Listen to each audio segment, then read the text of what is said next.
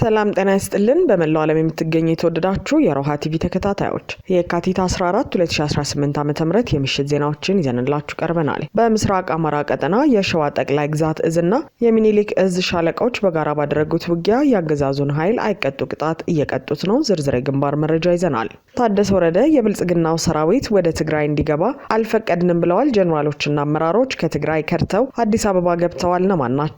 ሰሙታላችሁ። ከሱዳን ጎን የሚገኝ የጎረቤት አገር የፈጥኖ ድራሽ ኃይሉን ታጣቂዎች እያሰለጠነ ነው ስትል ግብጽ የአብይን አገዛዝ በጸጥታው ምክር ቤት ከሳለች። በዜናችን አካተነዋል። እስራኤል በሊባኖስ ላይ በፈጸመችው የአየር ጥቃት ቢያንስ 10 ሰዎች መገደላቸው ተገልጿል። ውድ አድማጭ ተመልካቾቻችን አብራችሁ ልትቆዩ ከፈቀዳችሁ እነዚህ መረጃዎች በዝርዝር የምናሰማችሁ ይሆናል። የሮሃ ቲቪ ወቅታዊና ሀቀኛ መረጃዎች እንዲደርሷችሁ ቻናሉን ሰብስክራይብ፣ ላይክ እና ሼር በማድረግ አሁኑኑ ቤተሰብ ይሁኑ። ምስራቅ አማራ ቀጠና የሸዋ ጠቅላይ ግዛት እዝና የሚኒሊክ እዝ ሰራዊት በጋራ ድል መቀዳጀታቸው ተገለጸ። የአማራ ፋኖ ብሔራዊ ንቅናቄ አፋብን በወሎ ቤተ አማራ ደገር ቀጠና በአገዛዙ ዙፋን አስጠባቂ ወራሪ ኃይል ላይ በዛሬው ዕለት የካቲት 14 2018 ዓ.ም ከረፋዱ 3 ሰዓት ጀምሮ ባደረገው የቅንጅት ተጋድሎ ድል እየተቀዳጀ እንደሚገኝ ተገልጿል። የአገዛዙ ኃይል መነሻውን ከከላላ ወረዳ በማድረግ ልዩ ስሙ ሊንጮ በተባለ አካባቢ የሚገኙትን የአርበኞች ጦር ሰራዊት የማፈን ዓላማ አንግቦ ባደረገው እንቅስቃሴ ከረፋዱ 3 ሰዓት ጀምሮ ከአፋብን ሸዋ ጠቅላይ ግዛት እዝና ከአፋብን ምስራቅ አማራ ቀጠና ሚኒሊክ እዝ የተውጣጡ ውስን ሻለቆች በከላላና ደገር አዋሳኝ ስፍራ ላይ ቆርኬና ሊንጮ በተባሉ ቦታዎች ላይ ያገዛዙን ሰራዊት በአንድነት ባደረጉት ተጋድሎ አይቀጡ ቅጣት እየገረፉት መሆኑን ኮሩ በአውደ ውጊያ መረጃው አረጋግጧል። በዛሬው ልዩ የቅንጅት ተጋድሎ ጀግናው ከአጼ አምደ ጽዮን ኮር አጼ ዳዊት ክፍለ ጦር የታደለ ጠና ሁለተኛ ሻለቃና የንጉስ ሚካኤል ኮር ከሳጅን አደም አሊ ወይም አባናደው ክፍለ ጦር የተገኙ ሻለቆች የአንበሳውን ድርሻ በመውሰድ የብልጽግናው 84ኛ ክፍለ ጦር በሚገባ በመግረፉ ወደ መጣበት ከለላ ከተማ ማፈግፈጉ ታውቋል። የዜና እስከ ተጠናከረበት ሰዓት ድረስ እየተደረገ ባለው የተቀናጀ ውጊያ የአገዛዙ ዘራፊ ሰራዊት ከፍተኛ ጉዳት ሲያስተናግድ በጀግናው የአማራ ፋኖ በኩል የተሰዋ አለመመዝገቡና የውጊያ የበላይነት መያዙን ኮሩ በግንባር መረጃው ገልጿል። ይህ በእንዲህ እንዳለ የአማራ ፋኖ ብሔራዊ ንቅናቄ ባወጣው የምህረት አዋጅ መሰረት የብልጽግና አገዛዝ ስልጣን ለማስጠበቅ ሲንቀሳቀሱ የነበሩ ኃይሎች በተለያዩ ቀጠናዎች እየወጡ ወደ ፋኖ እየተቀላቀሉ ይገኛሉ። በሰሜን አማራ ቀጠና 14 የሚሊሻና አድማ ብተና አባላት በበላይ ዘለቀ እዝ ሜጀር ጀነራል ውባንታ ባተ ኮር ጉና ክፍለ ጦር ስር የአንድ አበይት ብርጌድን መቀላቀላቸውን ክፍለ ጦሩ በህዝብ ግንኙነቱ ክፍል ያስታወቀ ሲሆን የምህረት አዋጅን የተቀበሉት የአገዛዙ ወታደሮች በተሳሳተ መንገድ ከጨፍጫፊው ስርዓት ጋር ተሰልፈን ህዝባችንን ስንገድል ስናስገድልና ስናሰቃይ በመቆየታችን ተጸጽተናል። አሁን ላይ ግን ለህዝባችን ውድ ህይወታችንን በመገበር ጭምር ለመካስ ተዘጋጅተናል ብለዋል። በተጨማሪም ወታደሮቹ የምህረት አዋጁን በማቅረብ ህይወታቸውን ለታደገላቸው ለአማራ ፋኖ ብሔራዊ ንቅናቄ ከፍ ያለ ምስጋና አቅርበዋል። በተመሳሳይ በጉና ክፍለ ጦር ስር የአንድ አበይት ብርጌድ የተቀላቀሉት የሚሊሻና የአድማ ብተና አባላት በክፍለ ጦሩና በአንድ አበይት ብርጌድ አመራሮች እንዲሁም በአንድ አበይት ወረዳ የፋኖ ጊዜያዊ መንግስት አስተዳደር አካላት ተከታታይ የሆነ የፖለቲካ ግንዛቤ ማስጨበጫ ስልጠና በሰፊው ከተሰጣቸው በኋላ የተቋሙን ፎረም በመሙላት የብርጌዱን ሰራዊት በይፋ እንዲቀላቀሉ መደረጋቸውም ተገልጿል። በምዕራብ አማራ ቀጠናም የምህረት አዋጁን የተቀበሉ ያገዛዙ የአድማ ብተና አባላት ከጠላት ካምፕ በመኮብለል 105ኛ ኮር የ55ኛ ክፍለ ጦር የፋኖ አባላትን የተቀላቀሉ እንደሚገኝ የእዙ ህዝብ ግንኙነት አስታውቋል። የምህረት አዋጅን ከተቀበሉ ሰራዊት መካከል ረዳት ሳጅን ሀብቴ ላቀው፣ ኮንስታብል ወርቅዬ አበበ፣ ኮንስታብል ሰኢድ ሁሴን የተባሉ የአድማ ብተና አባላት ከነሙሉ ትጥቃቸው ሻወር አካባቢ ከሚንቀሳቀሰው የጠላት ኃይል በመውጣት የ105ኛና የ55ኛ ክፍለ ጦር የፋኖ አባላትን መቀላቀላቸውም ተዘግቧል። በተመሳሳይ የአገዛዙን እድሜ ለማራዘም የቆመውና በቋሪት ወረዳ በመሸገው 76ኛ ክፍለ ጦር አባላት የነበሩ 3 ሚሊሻዎች ያገዛዙን ሰንሰለት በመበጠስ ትጥቃቸውን ሙሉ በሙሉ ይዘው የአማራ ፋኖ ብሔራዊ ንቅናቄን በክብር ተቀላቅለዋል። በዚሁ በምዕራብ አማራ ቀጠና ለ15 ቀናት በታወጀው የምህረት አዋጅ መሰረት ያገዛዙ ሰራዊት ጥሪውን ተቀብለው 206ኛ ኮርን የተቀላቀሉ ሲሆን ባለፉት 2 ቀናት ውስጥ 7 የአረመኔው ሰራዊት አባላት 14ኛ፣ 24ኛና 34ኛ ክፍለ ጦርን መቀላቀላቸው ተረጋግጧል።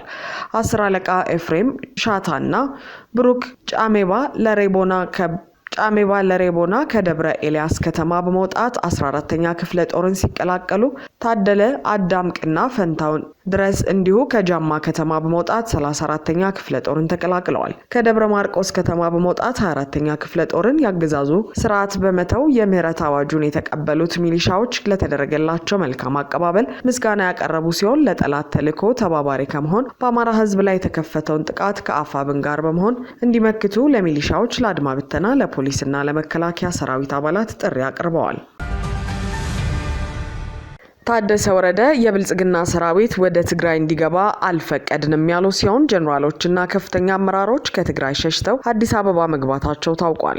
ከሰሞኑ በብልጽግና የማህበራዊ ሚዲያ ሰራዊት በኩል የብልጽግናው አገዛዝ መከላከያ ሰራዊት ወደ ትግራይ ክልል እንደሚገባ ለጊዜያዊ አስተዳደሩ ማሳወቁን የሚገልጹ መረጃዎች ሲሰራጩ የነበረ ሲሆን በትናንትናው ዕለት ደግሞ መከላከያ ሰራዊት በክልሉ በሚገኙ ካምፖች ውስጥ እንዲሰፍር መግባባት ላይ መደረሱን የሚጠቅስ ሌላ ዘገባዎች ተሰራጭቷል። ጊዜያዊ አስተዳደሩ ዛሬ ባወጣው መግለጫ እነዚህን ሁለት ጉዳዮች አስተባብሏል። የብልጽግናው አገዛዝ ሰራዊቱ ወደ ትግራይ እንዲገባ ትዕዛዝ እንዳስተላለፈ መረጃ እየተሰራጨ እንደሆነ በመግለጫው በማንሳት የትግራይ ጊዜያዊ አስተዳደር በቀድሞ የሰሜን እዝ ካምፖች እንዲሰፍር እንደተስማማ ተደርጎ በተለያዩ መንገዶች እየተሰራጨ ነው ብሏል። መግለጫው እነዚህን ዘገባዎች የማህበራዊ ሚዲያ ልጥፎቹን የተጣጣመና የተሳሳተ ሲል የጠራው ጊዜያዊ አስተዳደሩ ይህን አይነቱ መረጃ ወደ ህብረተሰቡ የተሰራጨበት ስትራቴጂ ምንጩም ሆነ ሊያሳካው የተፈለገው ግብ ግልጽ ነው ብሏል። የትግራይ ጊዜያዊ አስተዳደር እየተሰራጨ ያለው መረጃ ፍጹም ሐሰት መሆኑን መግለጽ ይወዳል ሲልም አስተባብሏል። ይሁን እንጂ ይህን ከአብይ ተሰጠ የተባለው ቀጭን ትዕዛዝ በአብይ ተላላኪ ጌታቸው ረዳ በኩልም ታደሰ ወረደ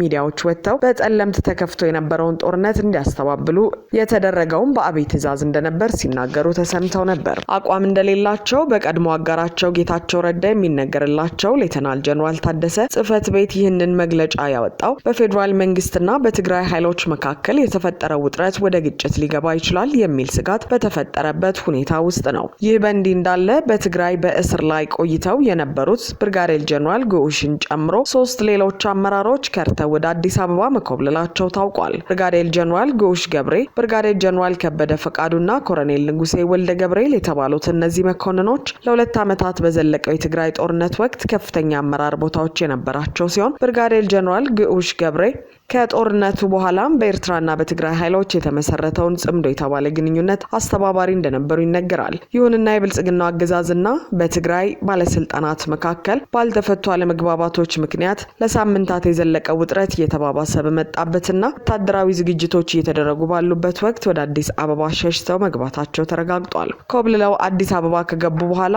ከአዲስ ስታንዳርድ ጋር ቆይታ ያደረጉት ብርጋዴር ጀነራል ግዑሽ ህይወታችንን መምራት አልቻልም፣ ይሰልሉናል፣ ይከታተሉናል፣ እንዲሁም ኑሯችንን አስቸጋሪ ያደርገውብናል ያሉ ሲሆን ወደዚህ የመጣ ነው የራሳችንን ዘዴ ተጠቅመን ነው ሲሉ አክለዋል።